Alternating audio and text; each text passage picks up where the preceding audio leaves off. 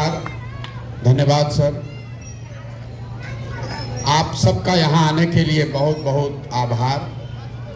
मेरा ही नाम है प्रशांत किशोर और हम कोई नेता नहीं हैं, ये कोई दल नहीं है और हम आपसे वोट मांगने नहीं आए।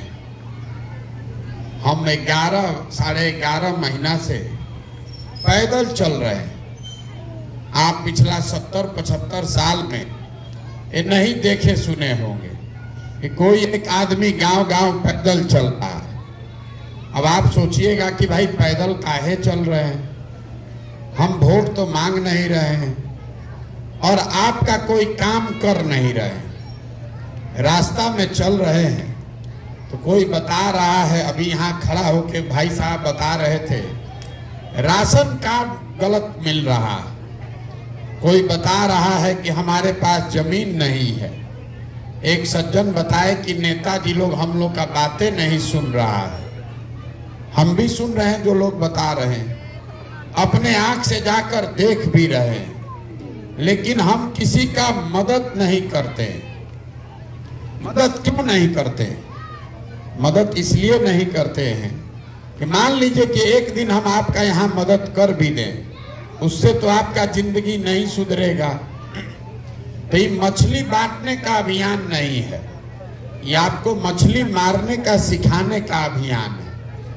आप जिस गरीबी और बदहाली की बात कर रहे हैं, ये कोई आज से थोड़े ना है, ये तो 50 बरस से आप इसी दशा में जी रहे हैं। ये भाई साहब कह रहे थे कि नेताजी लोग सुन नहीं रहा। 5 वर्ष के बाद नेता आता है ना, उस दिन काहे नहीं आपका सुनता। आपको एक बार ठगता तब ना, आप तो 50 वर्ष से ठगा रहे। तो नेता गलती करे या न करे, आपको ये समझना है कि कुछ न कुछ गलती आपके और हमारे सोच में है। नहीं तो हर 5 वर्ष पर आप कैसे ठगा जाते भाई। एक बार कोई ठगता, दूसरा बार आप समझ जाते, 2 बार ठगता, तीसरा बार समझ जाते। आप तो 10 बार से नहीं समझ रहे हैं। तो पहले ये समझिए कि आखिर आपकी गरीबी है क्यों, आप गरीब क्यों हैं, यही बताने आए और उससे आप कैसे निकल सकते हैं। लोग कह रहा है कि नेता लोग चोर है इसलिए गरीबी है। पूरा देश में नेता ईमानदार कहीं नहीं है। हर राज्य, हर देश के हर हिस्सा में चोरी बदमाशी हर जगह है, लेकिन जितना गरीबी, जितना भ्रष्टाचार, जितना बेकारी बिहार में है, इतना तो देश में कहीं नहीं है। आखिर आप इतना गरीब क्यों हैं? वो इसलिए हैं कि गरीबी से निकलने का तो 3 गो उपाय है, 3 गो रास्ता है। जो ये देखिए नीतीश कुमार का, सुनिए, ये नीतीश कुमार का शराबबंदी है, शराब का दुकान बंद, घरे घरे शराब पी के आदमी घूम रहा है, ये शराबबंदी है। गरीबी से निकलने का 3 गो रास्ता है। पहला रास्ता है पढ़ाई। अगर आपका बाल बच्चा पढ़ लिख जाएगा, पढ़ लिख के नौकरी पा जाए, तो उसका गरीबी खत्म हो सकता है। दूसरा रास्ता जो ये महिला ने बताया, जमीन। अगर आपके पास जमीन होता, आप पढ़े लिखे नहीं हैं, आपके पास जमीन हो तो खेती किसानी करके भी आपका जीवन सुधर सकता है। और तीसरा रास्ता है रोजी रोजगार, व्यापार, पैसा। अगर आप पढ़े लिखे नहीं हैं, आपके पास जमीन भी नहीं है, अगर पैसा हो तो कुछ हो चाहे नहीं, अपने घर में 2 गाय भैंस पाल लीजिएगा, अपने गांव में किराना का, परचून का, खाद का, सीमेंट का दुकान खोल लीजिएगा। अगर ये आप ध्यान से देखिएगा अपने गांव को, तो यहाँ पर जितना लोग रहता है, ज्यादातर आदमी के पास ये तीनों में तीनों चीज नहीं है।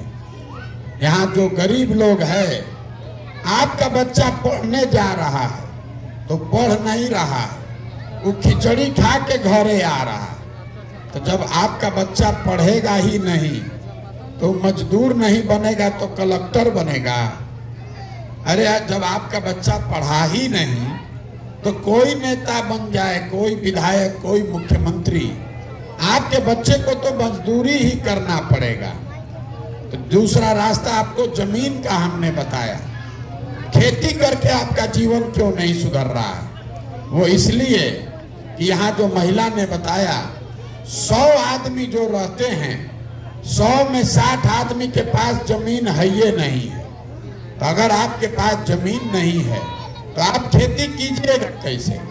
आज जो 40 आदमी के पास जमीन है उसमें 35 आदमी ऐसा है जो 2 बीघा से कम का मालिक है।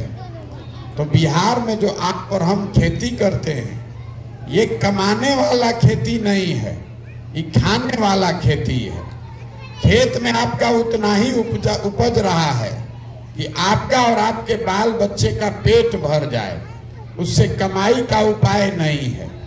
तो आपके बच्चों के पास पढ़ाई है नहीं, खेती से कमाई है नहीं, तो एक गो रास्ता बचा।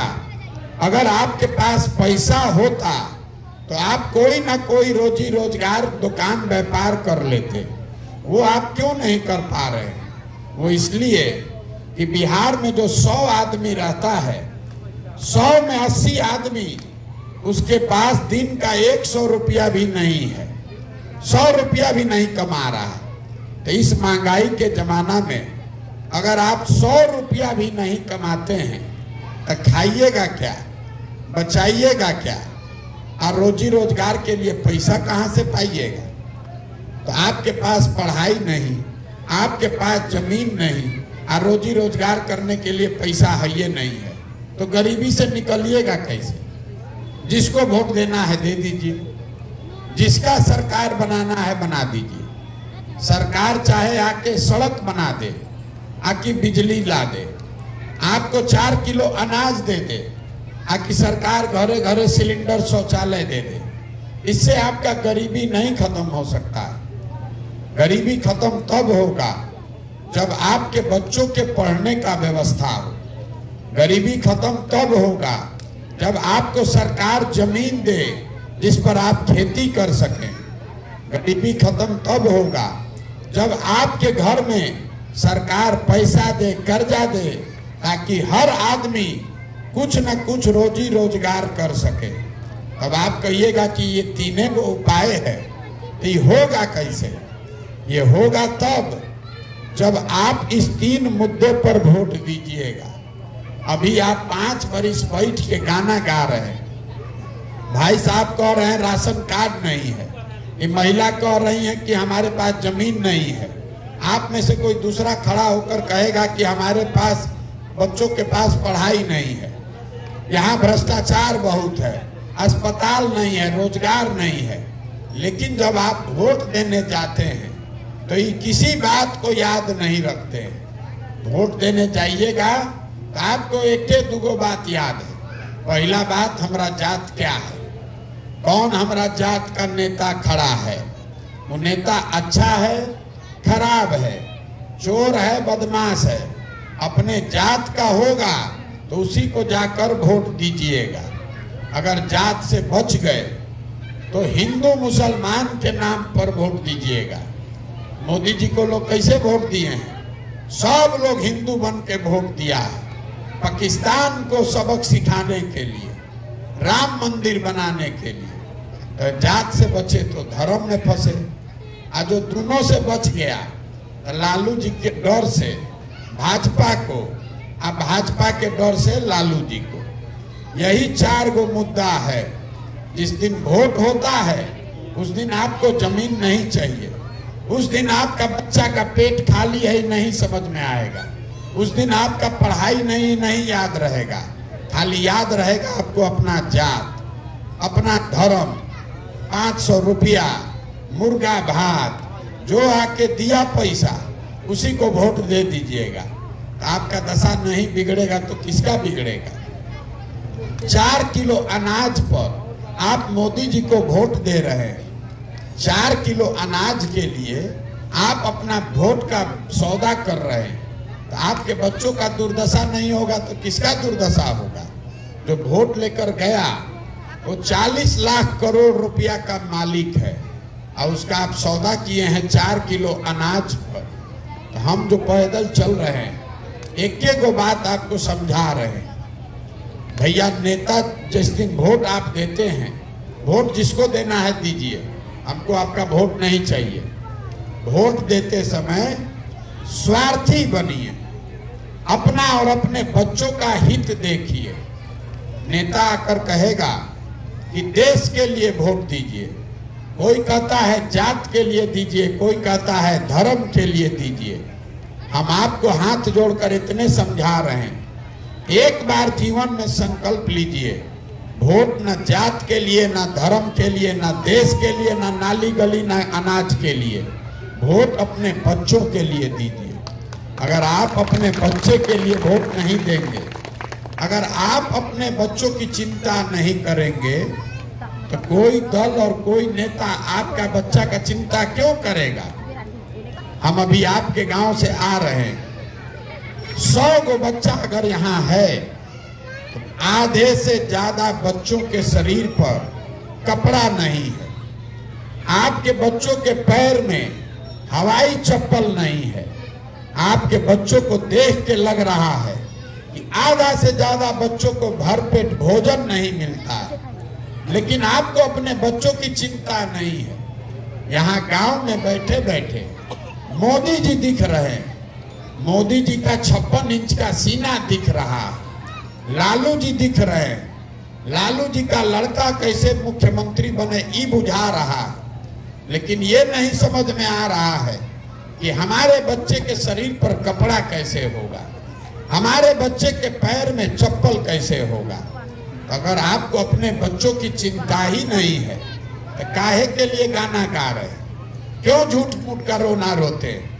अरे आपके नस में जाति और धर्म इतना घुसा हुआ है कि आपको तो अपने बच्चों का भी दर्द नहीं समझ में आ रहा। आप दूसरे का क्या मदद कीजिएगा।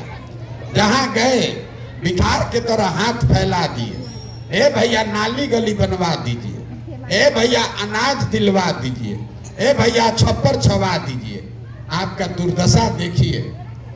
आपके हाथ में वो ताकत है, आप जिसका बटन दबाते हैं वो राजा बनता है, लेकिन आप अपना बुद्धि से हीन होने की वजह से राजा बनाते बनाते भिखारी बनकर घूम रहे हैं। यहाँ का आदमी को सुधरना नहीं है, उसको ऐसे ही जीना। खाली जो मिल गया रास्ता में उससे, ए भैया अनाज दिलवा दीजिए, ए भैया राशन कार्ड दिलवा दीजिए। काहे दिलवा दें, हम राशन कार्ड दिलवा दें। आज जिस दिन आप वोट देने जाइएगा उस दिन आपको जात दिखेगा, उस दिन मुर्गा भात दिखेगा, उस दिन 2 पाउच पीकर वोट बेचिएगा। तो आपका दुर्दशा नहीं होगा तो किसका दुर्दशा होगा। यही बताने आए, एक लाइन यही समझा रहे हैं कि एक बार जीवन में संकल्प लीजिए, नाली गली पर नहीं, 5 किलो अनाज के लिए नहीं, अपने बच्चों के पढ़ाई या रोजगार के लिए वोट दीजिए। यहाँ जितना लोग आया है, अभी हम 5 रुपया का बिस्कुट बांटना शुरू करेंगे तो पूरा गांव आ जाएगा। और आपको बता रहे हैं कि आपका जीवन कैसे सुधरेगा, तो किसी को सुनना नहीं है। 5 रुपए का बिस्कुट अभी यहाँ बांट दीजिए, खलिया पैकेट, 1000 आदमी यहाँ आ जाएगा। आपको मांगने का आदत लग गया, कोई आए 2 कुछ फेंके और उसी के पीछे लपटा के लगिएगा, उसी को वोट दीजिएगा। तो जब आपका दुर्दशा यही है तो ये कैसे सुधरेगा। ये सुधरने वाला नहीं है। अगर आप नहीं जगिएगा, अपने बच्चों की चिंता नहीं कीजिएगा, तो बिहार में कुछ सुधार नहीं हो सकता। 1 गो प्रशांत किशोर आए कि 10 गो प्रशांत किशोर आए, यहाँ का आदमी सुधरने वाला नहीं है। यहाँ के आदमी को खाली जात चाहिए, अब पेट भरने के लिए भात चाहिए, दूसरा कुछ नहीं चाहिए। ना उसको पढ़ाई चाहिए, ना उसको रोजगार चाहिए, ना उसको इज्जत चाहिए, कुछ नहीं।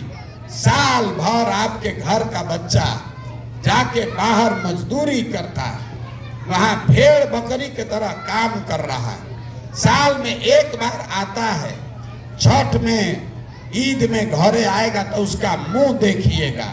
साल भर अपने बच्चों का, अपने पति का मुंह नहीं देखने को मिलता है। अब आपसे पूछ रहे हैं वोट काहे दिए थे? क्या करे भैया, सब दे रहा था तो हम भी दे दिए। बताइए, आपके घर का सवांग साल भर जिसका आप मुंह नहीं देखते हैं, आपका बेटा, आपका भाई, वो अपना जीवन खपा रहा है 10,000 रुपया के लिए, और आप वोट देते समय वोट ऐसे ही दे दीजिएगा तो आप नहीं भोगिएगा तो कौन भोगेगा? यही बताने के लिए आए हैं। हम मीठा बात कोई नहीं बोलते। बिहार के आदमी को हुआ है रोग, चीनी रोग का नाम सुने हैं ना? आपको हुआ है चीनी रोग, आपका शरीर गल रहा है, नेता आकर आपको लड्डू खिला रहा है और आप पानी पी पी के हर 5 बरिस पर लड्डू खा रहे हैं और इसीलिए ये दुर्दशा में जी रहे हैं। तो लड्डू खाने से नहीं होगा, दवा खाना पड़ेगा। जगिए, अपने लिए नहीं तो अपने बच्चों के लिए जगिए। ये जाति, धर्म, नाली, गली या 5 किलो अनाज पर वोट बेचिएगा तो जीवन में कभी भी आपका और आपके बच्चों का भला नहीं होगा। यही बात बताने आए हैं। समझ में आए तो सुधरिए, और ना समझ में आए तो जैसे जिंदगी चल रहा है वैसे चलाइए। बहुत बहुत धन्यवाद।